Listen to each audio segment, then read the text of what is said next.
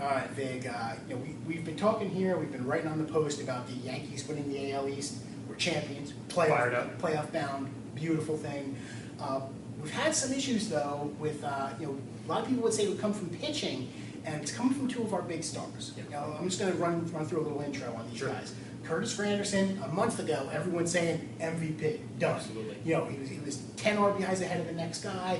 He was right up there with Batista for home runs. His batting average was 280, which doesn't make you worry about it being too low. Yep. Since then, he's really not performing that well. He's hit maybe one home run, 2 home runs in the past 3 weeks. He's been caught by Cano for RBIs. I don't know where they exactly stand today as of September 27th. And he's not blasting home runs, and his batting average is down to the 260s now. I think he's lost MVP. Yes, I agree. Next guy. Now we're going to go back to him. But next guy, Mark Teixeira, our big-time first baseman. Can count on him for a lot of home runs. And he was pounding the ball earlier this year. And we were saying, First good April. Right, first good April. And even midway through the season, going back about a month, we said, okay, we'll live with the 256, 260 tax if he gives us, he was on pace at that time for probably 45 plus home runs. Now, as we stand here September 27th, he's batting 245. You think he still has 32 home runs, which is a good number, don't get me wrong, but you're cleaning up for the Yankees. You're batting third in the lineup. You can do better than that. You should do better than that for our team with A-Rod batting behind you. So what do you think about those guys slumping? A-Rod batting behind you or Cano batting behind you, since A-Rod's been hurt. I never counted on Granderson. You know that about me. I've always looked at Granderson as a wild card. I've said that on other VO posts here. Because Granderson is not the guy that you can count on to play your fundamental offensive baseball. He's not the guy who's going to move a runner over. He's not the guy you can count on for a sacrifice fly when you got a man up there less than one out. He's been kind of this all-or-nothing player. Yeah. And by the way, when he does all, it's fantastic because then you also throw in a heck of a lot of speed. Yes. You throw in a heck of a lot of defensive ability as well. It makes our outfield tremendous defensively, combining him with Gardner.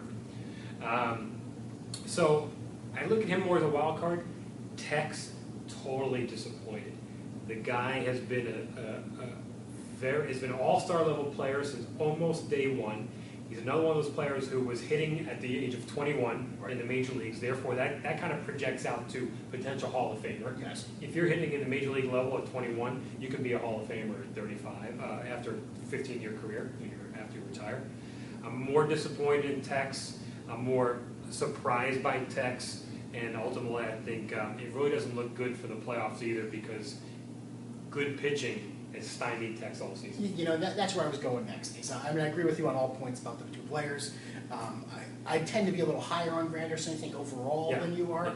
But couldn't be more disappointed with Tex. But right now, my concern is, as we get into the playoffs, as we face the Verlanders of the world, the prices that I think we're going to see, where are these guys going to hit for us? Are they going to be enough to carry us, or do we have to rely on Cano, who I think is our most reliable hitter right now? That's just Fitz talking. Yep. I agree.